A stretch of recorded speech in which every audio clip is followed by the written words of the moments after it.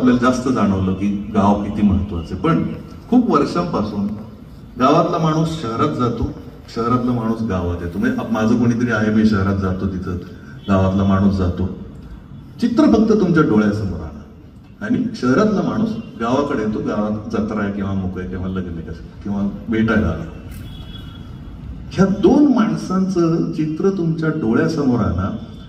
मला सांगा, कुणाची बॅग मोठी असते, पिशवी?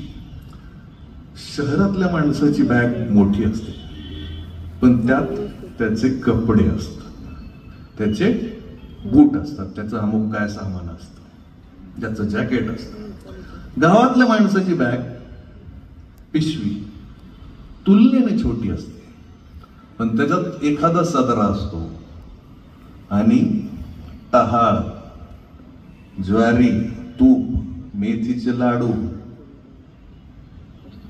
काय म्हणून नका किती गोष्टी तो शहरात नेतो. मग या गावातून शहरात जाणाऱ्या माणसाचं मन एवढं मोठं होतं, मन एवढं मोठं असतं. त्या शहरातून गावात काय येतंय याचा विचार आपण कधी केला? त्या शहरातून गावात येत काहीच नाही. त्या शहरातून गावात येतंय असं एक यंगरट चित्र, जे गॉगल घालून फिरतंय, जे शूज घालून फिरतंय, आणि मग गावातल्या पोराला वाटतं मी पण गॉगल घातला पाहिजे, मी पण मोबाईल वापरला पाहिजे ऍपलचा. हे गरजेचं नाही. माझं गाव तुम्ही बिघडवू नका असं येऊन. जे गावातला माणूस तुमच्यासाठी पौष्टिक गोष्टी घेऊन जातोय ना, तसं शहराने पण गावासाठी काहीतरी पौष्टिक आणलं पाहिजे. तर मला वाटतं खऱ्या अर्थाने समतोल साधेल, म्हणजे इंडिया आणि भारतातली दरी जरा कमी होईल. पण या सगळ्या गोष्टी होण्याला सगळ्यात महत्वाचं कारण आहे भ्रष्टाचार. भ्रष्टाचारावर आपण बोलत नाही, झाला तरी आपण शांत राहतो. पण भ्रष्टाचार जाऊ दे. मी तुम्हाला आणखी एक गोष्ट सांगतो.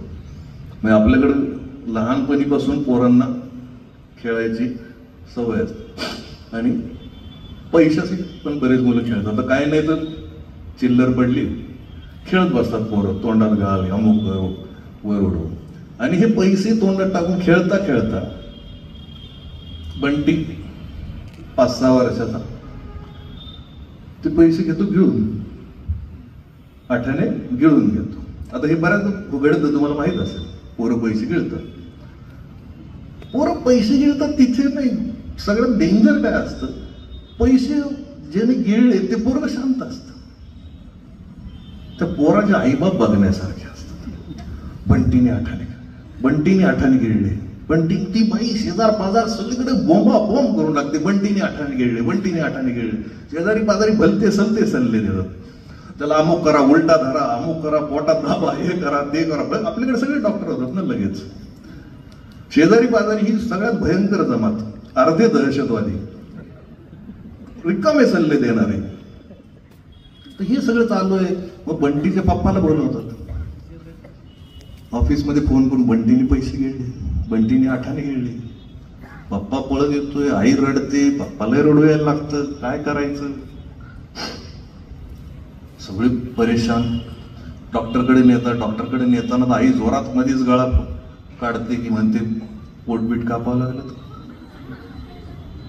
बंटीचा बाप घाबरलं, त्याला काय अक्कल आहे? म्हणते नाही तसं काय नाही, मी बोलतो डॉक्टरला. असं चालू डॉक्टरकडे जातात. डॉक्टर म्हणतो काळजीच काही कारण नाही, सकाळपर्यंत वाट बघा, संध्याकाळीच बहुतेक विषय संपेल, केळी खाऊ घाला. 2-3 केळी खाऊ घाला. 1 डझन केळी घेऊन आईबाप घरी जातात. बंटीला घेऊन बंटी 1-2 केळी खाऊ घालतात. बंटीमध्येच मग पोटात कस तरी होतंय, गुडगुड होतंय. आईबापाला जरा जीवात जीव होतो. बहुतेक बंटी शी करेल असं वाटतं, पण बंटीचं काही नेम दिसत नाही. बंटी रात्रभर जात, म्हणजे आता बहुतेक असं वाटतंय बंटीला शी आली का आईबापाला आली, इतकं तोंड या दोघांचं वाकडं झालंय. सकाळ झाल्यावर कसा बसा बंटी म्हणतो मला शी आली. रात्रभर जाग्या आईबापाच्या जीवात जीव येतो. आजचाच ताजा पेपर घडी घालून ठेवला जातो, कारण आज टॉयलेटमध्ये पाठवू शकत नाही. 50 पैशाचा हिशोब घ्यायचा आहे, 50 पैशाचा हिशोब आहे, पुरावा मिळाला पाहिजे. बंटीला वर्तमानपत्रावर बसवलं जातं, वाट पाहिली जाते, बंटी कसा बसा शी करतो आणि ते दृश्य शेवटी आईबापाच्या डोळ्यासमोर येतं, ते आठाने चमकू लागतात आणि आईबाप आनंदाने रडू लागतात. 50 पैशाचा हिशोब मिळाला. 6 वर्षाचा बंटी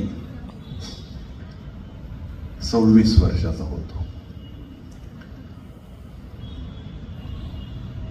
नगरसेवक होतो, सभापती होतो, त्याच्या घरापुढं स्कॉर्पिओ आहे, बोलेरो आहे, फॉर्च्युनर आहे, इनोवा आहे, तुम्ही म्हणाल ते.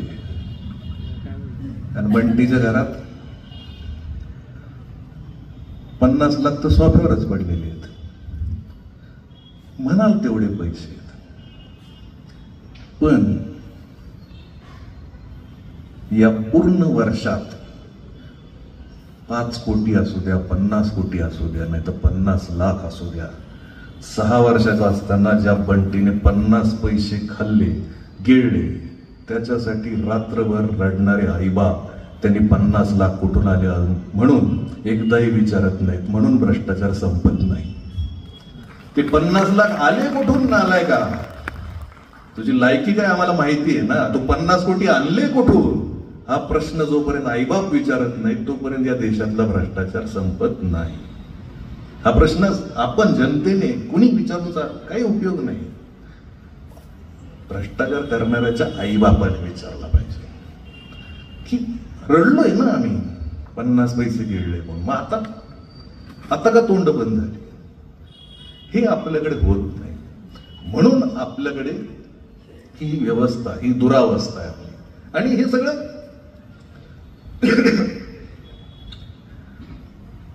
चालत राहणार आहे, म्हणजे थांबणार नाही. म्हणजे सामान्य माणसांनी कष्ट करत राहायचे, या माणसांनी लुटत राहायचे, सामान्य माणसांनी कष्ट करत राहायचे आणि ते अजून कष्ट वाढत जात आहेत, वाढत जात आहेत, वाढत जात आहेत. म्हणजे आपल्याकडे काय होतं की पूर्वी तुम्हाला सगळ्यांना